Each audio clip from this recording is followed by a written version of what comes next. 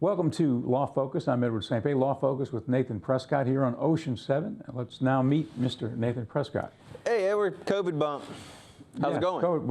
It's going great. Good to see you. Yeah, it's good to see you too, man. So we've been out for a couple of weeks. I think that because COVID shut down the courts. Now the courts are open. We're all flowing again. Everybody's going. I actually had a hearing this morning. It's 11:30 Central Time now when we're filming. But yeah, there was a court this morning. You want to ask me what happened in court? What happened? What happened in court? So it really was just a really basic day. So like I've talked about, sometimes I do administrations of estates. So on today, for instance, I was in Biloxi. This is just pretty cool, slice of life. So this morning got over to Biloxi. There was a will. Somebody passed away. There was a will. They also left behind the will a video of other interests, you know? The person who died left the will? Yeah, left a will and a video. So they were speaking to everybody as if they were almost like there? Yeah. No kidding. So it was a will and a video via CD-ROM. So we attached the CD-ROM to the petition, and this morning was just a basic bookkeeping of trying to get the estate open. So there was a judge, Judge Jennifer Slogel. We spoke with her, or communicated with her office this morning, and we got an order presented which will ultimately open the estate. And once the estate is opened, as you might recall from Law Focus episode 4, no, I'm not sure, but it was early. Once the estate is open, the executor of the estate will be empowered through these documents called letters testamentary, and those letters testamentary will then empower that person to act on behalf of the decedent. They can get into his bank accounts or her bank accounts. They can do a lot of different things. They can buy and sell property. They can communicate with the heirs. They can pay creditors. They can have me as a lawyer. They can do all those kinds of things. So that's what happened this morning. It's pretty interesting that we did that. Let's see. Yesterday morning, would you like to know what I did yesterday morning? Well, now that we're back in court, we might as well run through a few of these things. So yesterday morning, I was in Jackson County. The county seat in Jackson County, for those that don't know, is Pascagoula. You'll look around our community. So Jackson County's got Goshen and Pascagoula, Moss Point, Ocean Springs, the main communities, I guess. Well, you look in all these communities, and where are the courthouses? Well, you see that Pascagoula has the big courthouse. So, you know, Ocean Springs might be Ocean Springs centric, and Pascagoula may be Pascagoula centric. But the big courthouse, the county seat courthouse, is in Pascagoula. So when you're looking for a county seat in a community, you can usually sort of ride around the center of that community. If it's got a courthouse, it's likely the county seat, because that's sort of how you think about Oxford in the courthouse square, or Pascagoula used to have a little square around it. Biloxi has a courthouse and with some business around it. Gulfport also. So courthouse used to be like the center of community life. So if you're looking for a county seat, it's often. I can go to a community sometimes rolling in, and it might be a strange community that I've never been to. Loosedale, Leakesville, Purvis, Walthall, you know, the little communities throughout Mississippi that may drag me, you know, that I may have to go to court in and do my work. And it's weird sometimes, you know, you're having your coffee or your morning granola or whatever, you're riding in and you're riding the rails, you're looking at your phone, and you're trying not to be distracted. And you get into these communities and you don't know where the courthouse is, but Edward, I got to tell you, I've got like a divining rod for courthouses. When I get into a community, I can sort of sniff like a bloodhound. Before you know it, I can find the courthouse. I'm not kidding, Edward. I believe it. No, just go ahead and come, Edward. If we ever find ourselves in a community, a strange, I don't know what kind of hypothetical puts us in a strange community together. Who knows? Who knows? You have to use your imagination. I want to show you one of my tricks. I mean, I got some tricks, but one of my tricks, you could just, okay, blindfold me and spin me around, and then say, Nathan, where's the courthouse? I'll just start walking towards it. I don't know. It's cool, Edward. Yeah. It's a cool trick. I don't know if it's like something that's instilled in me or I've learned it. I don't know if it's practice, nature, or nurture. I don't know what it is, but I've got a divining rod capacity for finding courthouses in small communities and in larger communities. One time I was out in Los Angeles for a hearing. Believe it or not, I got called out to Los Angeles for a hearing. And Los Angeles is big. I can still find the courthouse, no problem. Do you notice anything different right now, post the height of the COVID virus, and you find yourself in court. Has anything changed? Or? Yeah, I mean it's a little change. So when you walk into the courthouse, you have to file a document. It says, have you experienced COVID? You've all seen these checklists. Have you experienced COVID? Anybody in your office experienced COVID? Have you had any symptoms in the last 12 hours? And you sign your name and do all that kind of stuff. And the bailiffs are sort of very particular about that. Some judges, like some chancellors over in Jackson County, are requiring only one litigant in the courtroom at a time. So I'm having to, so you just wait out in the hall instead of hearing everybody else's cases. You sort of wait out in the hall and then go in. And then if you've got a number of witnesses, some of the courthouses have a 10-person minimum or 10-person maximum minimum, but you've got 2 bailiffs, a court reporter, a judge, so there's 4 there. Then you got a law clerk, so you're only allowed to bring 1 or 2 clients in, and then the opposing counsel only 1 or 2 clients. So there's those kind of logistical things. I got a funny story. So that was the other day, right when the mask thing was starting back up again. I run into the courthouse and I have no mask. I don't know if you've started to experience that, but you're like, my mask. It was pouring down rain the other day at the grocery store, and I got out and I rushed inside. I said, I forgot my mask. Ridiculous. I had to go out and look like a wet, disgusting dog. Just like, it was like a Monday afternoon. You know how disappointing that was? It was bad. I felt bad. I mean, it hurt. I can relate. Inside, it hurt. Anyway, so the story goes like this. I'm in the courthouse, and I realize, oh, no, I don't have my mask, and the judge is going to require a mask. So I look in, I peek in, I say, Judge, I'm going to go get my mask. And the judge says, go get a mask. I say, sure. I run down to my car. I'm down in my car. I find some kind of mask. It was like a mask. I don't know. I had picked it up. A friend of mine had made the mask, but the mask was sort of very colorful, but it was in my car. She sews, so it was in my car, and I'd actually ordered the mask right at the beginning when there was like this huge thing of mask shortages, and everybody was saying mask shortage, mask shortage. So I decided to order the mask, support a friend, that kind of thing. So anyway, the mask was in my car. So I put the mask on, and the mask has got like all these like cords and stuff. It's a beautiful mask. It's well made, but it's not the most practical because it doesn't have like the elastic straps and all that. It's got long lines and things like that. So I run back into the courthouse. It's hot, you know how hot it is, and I'm sort of sweaty, and I put the mask on, and it's all hanging everywhere, and it's very colorful. I said, Judge, I'm here. I'm ready to make my argument. And the judge said, Mr. Prescott, I asked you to go to your car to get a mask, and you came back up with a fashion statement. Cha-ching! That's the joke. Wow. And it was funny. Did it impact the case? It did not. I think he was humored by it. But another thing is you can't tell who's humored by what. Right. Because you can't see their mouth. But that's the truth. You can't really see their expressions. Right.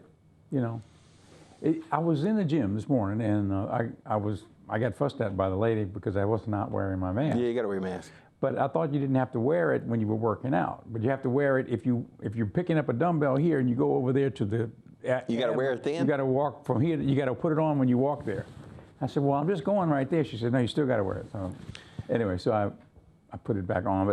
But I was talking to a person at the gym, and I said, this is such a surreal time. I mean, one thing you would say, well, what is happening here really? Is society being manipulated in some way where, we are all being fed a line where something is askew here, and we're getting false information, and all of this stuff is just made up. But on the other hand, people are dying, so that's not the case, because people are dying in the hospitals. So, but you have this overwhelming feeling that something is not right anyway, that this misinformation, it's being politicized, it's being weaponized by the left and the right. So, I looked at the person and said, do you get that feeling? She said, I get the exact same feeling. She said, I get the exact feeling. Yes, I know it's real, people are dying, but it's so ridiculous, all of the cross information, which is so different, It is hard to discern what truth from fiction is, isn't it? Right, because they've weaponized it on both sides, Yeah. It is It's difficult. really something. I am wearing a mask. I'm proud to be wearing the mask. I'm wearing a mask too. My office is wearing a mask. I'm not ostracized when I walk out the door. Right. Mainly, I mean. Well, maybe that's yeah, I'm wearing it too. we talked about that too. You know, whether you wear the mask. Why do you wear the mask? Is because of the fear of enforcement, or because it's just something you do, right? And I don't know. I mean, I don't know what the testing numbers are, but it does seem like we've got a trend downward. It seems like it makes sense. Sure. Have you seen those numbers? Yeah. I think the average daily new infection rate is going down in Mississippi and nationwide. I've got a Governor Tate Reeves story since we always seem to talk about it. Sure. Sunday, we had the studio in Jackson where we do the live shots for the network, right? Which we've done for many years. So Sundays, the young man who was there, who does the live shots during the week, if we have one that pops up, couldn't do it because he works at the church and does the audio visual, right? So I'm the default producer. So I went to Jackson. I left at 5:30 in the morning. I was there at the studio at 8:30. Governor came in. We did Face the Nation. It was an interesting show. Oh, the governor came in for it. Yeah. Yeah, we do him a lot over there. Yeah, so, I knew that. But this was not CNN on Fox. This was Face the Nation on CBS. And so, you know, they were ready for him. You know, I think they were ready to tear him to pieces. Right, but was he ready? He was absolutely ready. I was so happy that he was absolutely ready. They hit him with a bunch of numbers right off the top. The lady did, you know, about, Governor, don't you know this? Don't you know that? How could you do this? How could you do that? The numbers are such and such and such. And he said, wait a minute. You better check your numbers because the numbers as of yesterday are such. Boom, boom, boom. He refuted every single So we thing need to look they at threw that, him. Mississippians. I would like to see that. I was so proud. You know, I came out when we finished and I said, you did it, Gov. He stood up for himself and he was right. Yeah. Because they were going to tear him to pieces. But he was ready. He was ready. Anyway, and I say that because, like you said, the numbers are down. Right. The numbers are down. The numbers are down. You can't. I mean, when the numbers are up, I said the numbers are up. Yeah. When the numbers are down, The numbers are down. And good. Whether it's testing or I don't know. I don't know what the cause is. But we could. It's been a strange year. Been a strange year. Been a strange year. It's been a tough year. It's like a great purge. You know, I kind of come back to that. Mother Nature. You know, it's like a Mother Nature thing. It's like, okay, you're at a certain point. There's a lot of stuff that's not working. Let's clear the decks. You know. The sick people, the old people, you're not healthy. Here's one little zinger for you. You're out of the picture. Boom, boom, you're gone. Now, what else is not working? How about the malls? They're obsolete. How about let's digitize that? Bing, zip, you're gone. There's zipping. Everything that's superfluous is slushed away. And the only thing that's left is whatever works. Yeah. Seems, I know that's kind of a harsh statement, but to me, that seems like what's happening here. You know. Yeah, I mean, it does seem that the change that seemed sort of inevitable has been expedited by the COVID. We've been lingering along with stuff that wasn't working, and now here's a moment when, if it don't work, you're out of there. You're out. Speaking of things that are expedited, let's think. You know, I mean, one of the things I wanted to talk about today is absentee voting and mail-in voting. Boy, that's a real controversial thing right now. Super controversial. Now, I don't think that absentee voting is controversial. Right. It's the mail-in voting. It's a universal mail-in voting. So explain to us exactly what that is and how that works. So I think the confusion that I always faced with until I did my research was absentee voting is just where, for instance, I can't be, like, let's just say I can't be at a polling place come November, right? So I write my local electioneer and say, please send me a ballot. Once you send me a ballot, there'll be some verifications in that ballot whereby maybe I would have to put my social security number, or maybe it would have a barcode, or maybe the person that I called would have to somehow verify my identity. They would send it to an address that is definitely my address, and I would resubmit it to a special address, right? That's absentee voting. That's happened for a long time, since the Civil War, I think. Like, people were not around to vote, and they still needed a right to vote, right? Now, universal mail-out, mail-in voting is different. That's where every registered voter gets a ballot in the mail, right? They don't have to request it. It's just how it is. Now, 5 states already do that successfully, including Washington State, and I believe Utah, and some other states. That means you don't have to go in to vote at all. No, they send it to you. Now, those systems have inherently proven not to be corruptible. They've got barcodes and things like that. They've got different checks and balances. the same way that your Apple ID account is protected, or the same way that your Facebook account is protected, they've got ways to protect that those voters be right? So right now there's a huge argument in the press and in the political realm about this, right? President Trump has said absentee voting is okay, I like it, I vote absentee. But he said universal mail-out voting or mail-in voting is not, and it'll lead to a corrupt system. I don't know where that goes. I don't know if there's a fear of corruption or if there's a fear of just a lot of votes coming back, Right. And I don't think it's going to go. I don't think that the states that aren't equipped, that haven't previously been equipped for universal mail-out, are going to be equipped by November. No, and plus he's dismantling certain aspects of the Postal Service right now to prevent that. Or at least that's the conjecture. That's the conjecture. So we're going to find out through there. If you don't do it through the Postal Service, I mean, I'm sure FedEx or UPS or somebody could probably handle the paper. And that's not a good thing for the president, because you don't want, in my opinion, you don't want controversy right at the front gates of an election where somebody can say, the president interfered with the Postal Service to circumvent the mail-in ballot. See, you don't want that kind of controversy. But do you think that we're getting political now, and we're going to talk a little bit about more of the law in a moment, but do you think if he thought he would win? Would he be doing that? Yeah. I think, I think that probably they look at the mail-in ballot as a threat. Yeah. Because so many people can vote then.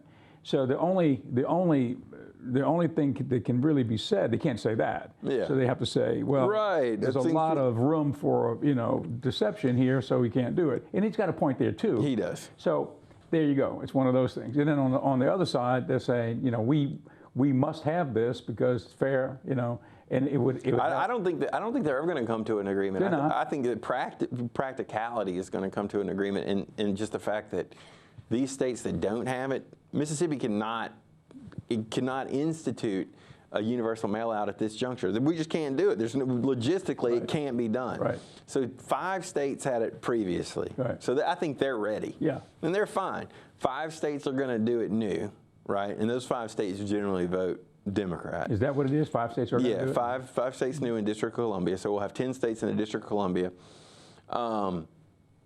Nebraska said that they may do it, or Nebraska said that they may allow the counties to.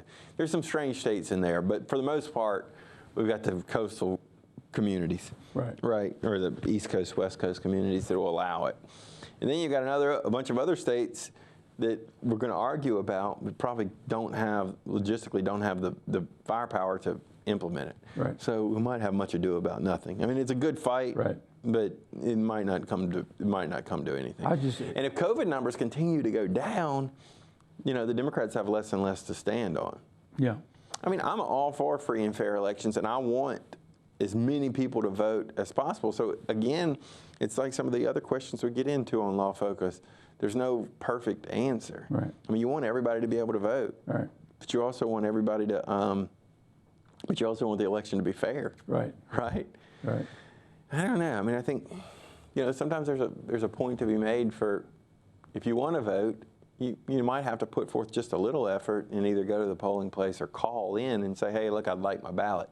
Nobody's objecting to an absentee ballot, which is interesting to me. It's going to be an interesting thing. I mean, what happens in this election? Well, it'll be terribly interesting, and it'll be terribly scary if anybody challenges the validity of the election. I know. That would be a terrible thing. It really would. It would be a terrible. We don't need that. No. There's enough of everything else going on. We don't need where there's some big controversy over that, Yeah, no question. Yeah, no question. So I'm really interested in absentee ballots and mail-in ballots, and I think we should continue to monitor that through Law Focus. One of the interesting questions that was posed by one of my friends, my workout buddy, he said, and shout out to you, Craig Echt, we call him Veg, he said, who gets to count the votes when they come from the state?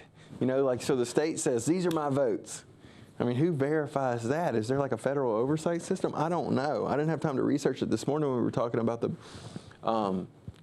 thing, but that could be very interesting. He also asked a pertinent question. Well, if the U.S. Postal Service is not able to do it, can UPS or FedEx or somebody else do it? Those are good questions. That's a good question. They would be more efficient, I'll tell you that. I mean, who watches the watchman, right? So you got the state says, here are our ballots.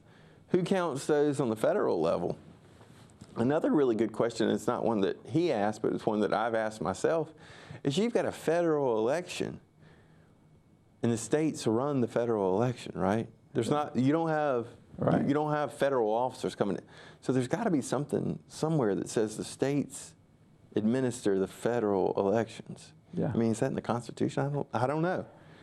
If anybody knows, please chime in. My email address and phone numbers there, but I just don't know that answer. It's something that occurred to me this morning, and I just didn't have time to research it. But if anybody knows, feel free to chime in. The question is, how are the states empowered to administer a federal election?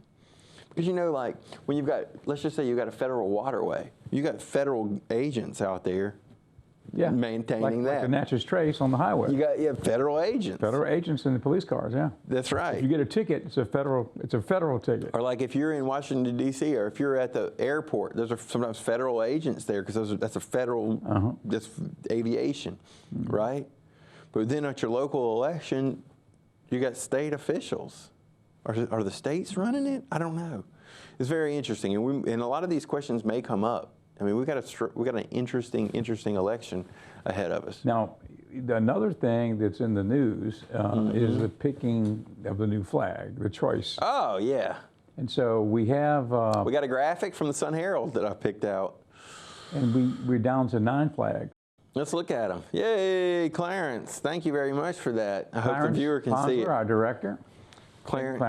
Clarence Ponsler is the director, and with all the news on Ellen, I want everybody to go on the record. If Edward is the producer and Clarence is the director, am I Ellen? Yes. Well, I can't dance as well as Ellen, but I want to say that Ellen's got a lot of controversy. I want to say the esprit de corps around here is much better than is reported on the Ellen show. I know it. I'm sorry for poor Ellen because she's had. Well, Ellen says I didn't know. Yeah, I know. She says you don't know how Clarence treats me when you're away? Huh? He's a real ass. No, I'm just kidding, Clarence. But yeah, oh well. Anyway, so here's our flag. Okay, let's go through the flags. Now, you know, I don't like any of the flags. Boo, Edward. Because this Edward. I hate to say that. I understand, Edward, but you know there's the critical theorists out there, and then there are the creators. Yeah. I've got some friends. I got one friend, he doesn't create anything. He's critical. And I got one friend that makes suggestions. I mean, you create, I understand you don't like any of these flags, but I want something, I want you to tell me something that you want to alter in these flags. Well, I can tell you which ones I like. I feel like I am a creative person. I don't want to be a critic.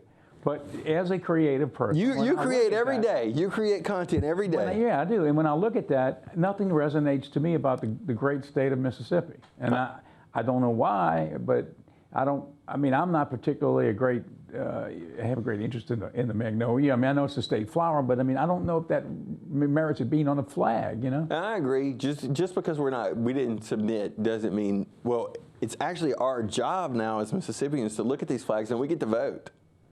Oh, we do? Yeah, well, they're going to choose one, and then we're going to get to accept or reject it in November. Do they put the old flag next to it and say vote for one of the other? No, they say vote for this one or none. Because if they did, the other one would probably win. Right. They're not going to. We're not going back down that road. But is that democratic? Is that a democratic way to hold an election by saying, I know I'm the controversy, I'm not aware of all that, but I'm just saying, in a true democracy. That's pure democracy. But why would you withhold the other option? Well, that's not an option they're giving us. I know, but what I'm saying is why would you withhold it when probably that is the option that the majority of the people want? Well, because we elected these legislatures and that's what they've chosen. But you see what I mean? You see the disconnect there? I understand that. You know, and there was a huge disconnect in Brown v. Board of Education, like when we were trying to segregate the schools, right? Yeah. But for Brown v. Board of Education and, you know, federal implementation, there's some things that would not be done now. Right. You know, so ultimately sometimes... The flag is a victim of COVID virus too. The flag? Because it was a superfluous element that didn't really make sense anymore to the greater society. And because of everything that's being chopped out, that got chopped too. Did that ever occur to you? Yeah, I mean, it's part of the purge. It's part of an active environment, isn't it? It's part of an ongoing purge of everything. Yeah, it really is. But it was purged. But it is. But I understand what you're arguing. I mean, and you read up on some of these ancient stuff. You know, a pure democracy would be a democracy where things are voted on. Everything is voted on, right? Yeah. Like we vote on everything. We don't just empower the legislators to vote. But to withhold something that you know is something that people would want to vote on and probably would be the choice of the people. You're saying, is that the right choice? I'm saying that there's a disconnect from I think you have to vote, and then I guess, yeah. I'm not saying it's right or wrong. I'm just saying there's a disconnect in the sense of democracy. And at that juncture, you'd have to you'd have to choose who your legislature is, right? I mean, yes, I understand that. It's our system. It's just, it is what it is. It is our system, and we're navigating through it. Put those flags back up there, Clarence, if you will. Let's take a look at the flags. Did you like one of the flags? I like green. Do you like the green one? Well, I mean, red and blue just seems a little overdone for us now. When we see a lot of red and blue, our nation is red and blue. I appreciate that. Green is good. I love blue. I wear blue all the time. Blue is my color, especially navy. I like that a lot. But green, for some reason, dead center green. The dead center green flag. One in the middle there? Yeah, it sort of strikes tree. me. Well, yeah, that looks like, but it also looks like a little something out of like a Tolkien novel or something, right? Like, you know, sort of fantastic. Yeah. I don't know. I kind of like that one too, really. That would be the one. What is the tree, though? Is it? I guess that's a magnolia, but you know, a flag like that probably has some symbolism in it that we don't know about, like those stars. You know, like when we joined the Union. You know, those kinds of things. Now, the top left, that's the blue and red delineated by that white line. Yeah, that sort of interests me because I think that probably signifies the river, and the river is important to us. And I'm from Vicksburg on the river. I sort of like that. The bottom center feels a little militaristic to me. I don't know what that means. The shield? Yeah, the shield. What about you? It looks a little bit nationalistic, you know? Yeah. And then everything else is sort of dull. But I don't know what the nationalistic implication for Mississippi would be with that, you know? Maybe there's something I'm not aware of. One thing that I observed in the paper, you see those two, the center green and the one directly to its left, which is the blue. The blue. They're the same. They got the same design on them, which makes me think that one of those might be our flag because they've chosen two with the same design. So they're just saying, hey, you know, we really like this design. Just what color are we going to go with? Right? Yeah. Come on, Edward, pick. I tell you. Edward, you're a man of taste and style. I would say, I don't know. If I picked one of them, I would be just having to make something up because it just I know that's what you're gonna have really to do. Resonate. Well, I understand. You have to pick something. You know, the tree looks nice. Come on, just hold your nose and pick something. What does it mean to hold your nose and pick something? Hold your nose and pick something. Oh my goodness! I demand it here on the air before we conclude this program. Oh. Just myself personally, I would take the one with the shield. The shield. I would take that one. All right, Edward. I'm thinking that somehow that has something to do with the state that I'm not aware of. Probably has some meaning. Otherwise, why would they put it in there? Right. And it's got a noble quality to it. All right, and for me, I'm going to go on the record. I like the green one. The green one. I like the green one. I like the green one. I just think it'd be interesting to see it flying over. I think that's the Tolkien tree, the Hobbit tree. Yeah, I like that. I think the Hobbit tree has probably got some kind of symbolism that I don't know about. But what does it have to do with Mississippi? I don't know. We're going to have to read all that. We don't know. We don't know. We didn't see a lot of flags with the blues represented on them. Yeah, but if we don't know, I mean, I think we're normal citizens. Maybe other people don't know either, so why would we choose it as a flag? Well, we'll continue to monitor it in the next couple of episodes of Law Focus. Right. In November, we'll be able to choose either a flag or no flag is the choice that we're going to make. So our director, Clarence, is giving me the time cues. Thanks for being with us. It's great to see you. And great show. Great show. Thanks. And thanks for being with us on this edition of Law Focus. We'll see you next week. Thank you.